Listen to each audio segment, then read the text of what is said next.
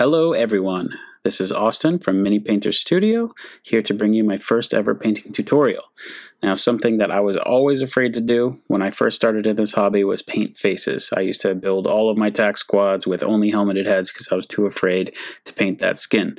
But you'll see here it's actually really easy and you can make it look really professional really quickly. So we start off with a base coat of Bugman's Glow. That's a Citadel paint. It is a base paint, so it covers really easily, and since I undercoated this face with Chaos Black Spray, you're going to want something that covers really nicely. As with any paint, you want to give it a nice thin coat, so I am watering it down a little bit. So it's going to take a few coats to cover over this black, but since it is a base paint, you'll see you get a nice smooth finish after a couple of thin down coats. So yeah, one of the things about faces that I've noticed in other painting tutorials is that some people just skip painting the eyes. Even Duncan from Games Workshop, in most of the faces that he paints on rank and fire models, they just skip it. And what a lot of people say is that you won't notice it on the tabletop, which is absolutely true. But one of the fun parts of this hobby is picking up a model and looking at it and really like seeing all the character. And to me, that's the eyes. So in this video, you're going to learn how I do eyes. And the big difference between the way I do it and a lot of other painters is when I do it. Some people leave eyes to do last, which I think is a big mistake because it's so difficult and so small that you want to do it before you start adding in the details. Okay, so my Bugman's Glow coat is down, and now I'm coming in with Cadian Flesh Tone, or in this case, this is Talarn Flesh, which is the old version of Cadian Flesh Tone, but basically the same thing. But you can see immediately with that layer of Bugman's Glow down, the Cadian Flesh Tone just covers it perfectly. I only did one coat of this. I was expecting to do two, but it was just so smooth that it came out so perfect that I just left it with one. So yeah, you will see one coat coverage here, which is like a dream for all painters. Obviously, I did thin this paint down too, because I didn't want it to clog up any of the details, because that is the whole point of painting a bare face, is to see all those nice pretty details. As you can see here, it's a nice even coverage, so I just go ahead and slap on some of that Reichland Flesh Shade, which is another GW paint. I was going pretty heavy-handed, because washes, they're like magic. They kind of just go where you want it to. Still take your time doing it. You can see here I'm going over the face a couple of times, making sure it's pooling where I want it to. And after about 20-30 minutes, we're here. Okay, so this is actually the point where I start doing eyes. First step of doing the eyes right now is to do a nice thin recess into the eye socket of Abaddon Black, or just any black paint. But the key is to get it nice and thin, because you don't want to clog any of the detail, but you do kind of want it to flow into that natural eye socket.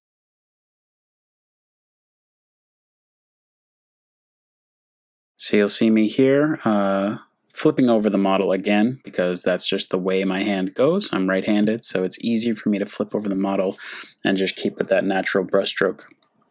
Again, we have the nice thin down Abaddon Black, which is going to help get into those recesses without clogging any detail. And you can see now, if I did this when I was already done painting the face, I would have been super upset with myself because it got everywhere. But that's why we do it here. So now the next step is just to get a nice thin line, not quite to the edges of the black, of white. So again, thin this paint. This was the most difficult part to thin, because if you thin it too much, it's just going to go everywhere.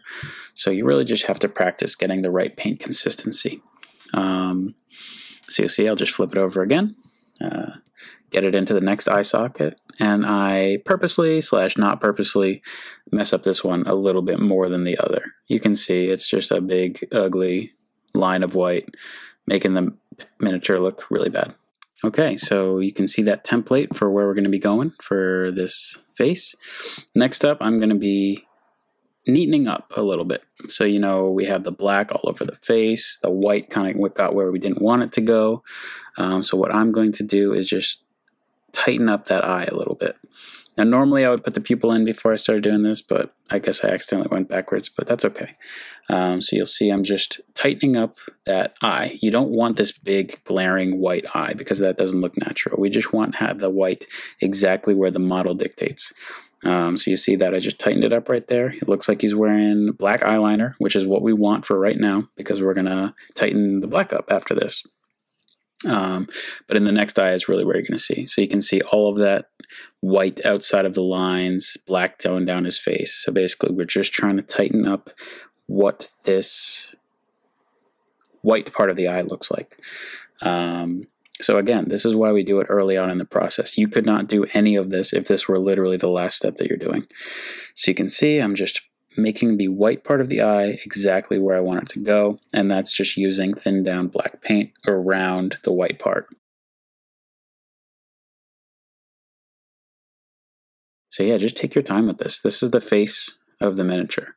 This is where people's eyes go. This is what people want to see. When they pick up your mini off the table and they see that you took the time to put in some eyes, it just adds to the wow factor. And if you're looking to get like Best Painted Army, I can't imagine you're going to get Best Painted Army unless you have details like this in there.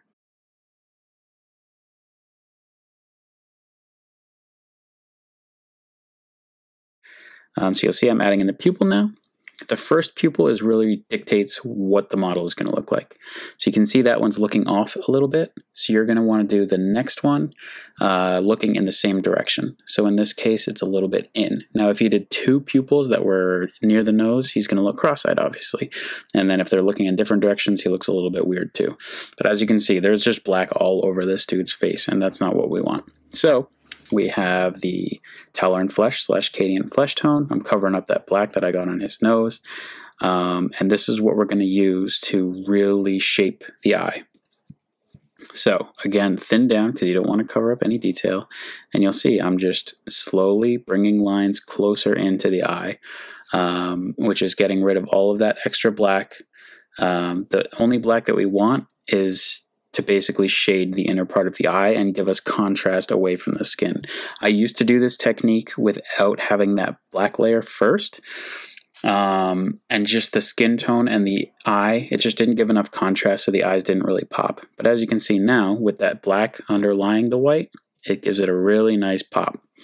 So it just gives more intrigue to the face, which is what we want at the end of the day. So you can see I'm just doing nice thin lines of Tallarn Flesh, tightening up that eye. And so you can see right there, on most Games Workshop faces, there's a little like, I mean, it's basically the eyelid, but it's underneath the eye. A lot of people mistakenly paint that as the eye, and it looks really bad. So just when you actually get a line of paint on that underneath your eye, it looks so good. So just really try and aim for that part. And this eye was the one that I really messed up on, so you'll really be able to see what shaping the eye really does for the miniature. And you can see already, just by getting rid of some of that black, this face is looking really, really nice. Now, another thing just about miniature painting in general is that these models are typically very well molded. So you kind of want to be like a chef and let the model show through, and not just cover it with a bunch of paint. You know, you really want the sculpt of the model to shine through, and you're really just like accenting the sculpt. So you can see here now, it looks pretty nice. So now I'm going in again with the Tallarn Flesh, and this is just your basic highlighting of a face. You take any area that is sticking out a little bit and you put a line of that layer paint of Cadian Flesh Tone. So we had the Bugman's Glow, then we did the layer of the Cadian Flesh Tone, then we washed it, which brought everything back down, and now we're bringing it back up to that color of the Cadian Flesh Tone. This is a really fun part because to me this is kind of just painting by numbers. You see anything that's slightly raised and you give it a nice little coverage. You make sure that the paint is thin, you make sure that your brush is flowing really nicely, and you just see right there. All of the raised surfaces are highlighted, and this is something that I forgot to do.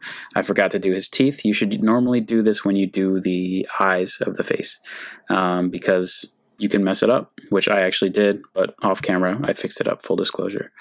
So now what I did is I'm doing a 50-50 mix of Cadian Flesh Tone and Pallid Witch Flesh. I think Pallid Witch Flesh is a really nice color, but straight out of the pot it's just a little bit too white.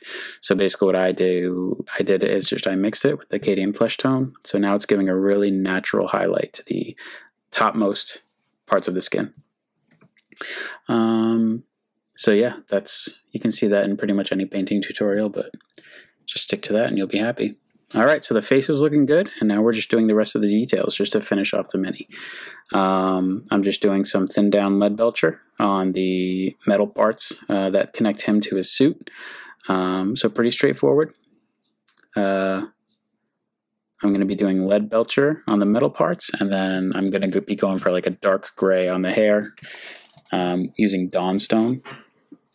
Dawnstone and Nuln Oil is a great kind of cheater way to get a dark gray, light black color. And obviously it goes over lead belcher really nicely too. So here we are, just adding the finishing touches, throwing some Dawnstone on his mohawk there.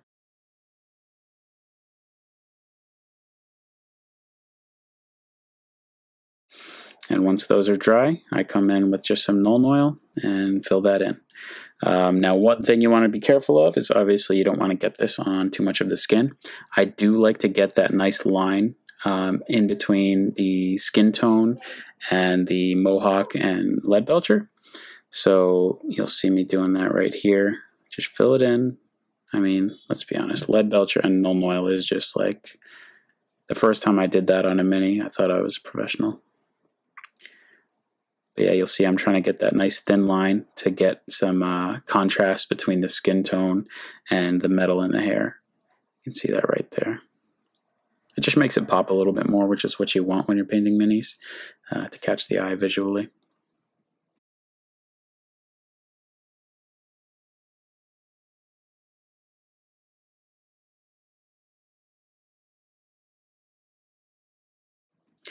But yeah, this is about wrapping it up. Thank you for tuning in to my first ever painting tutorial.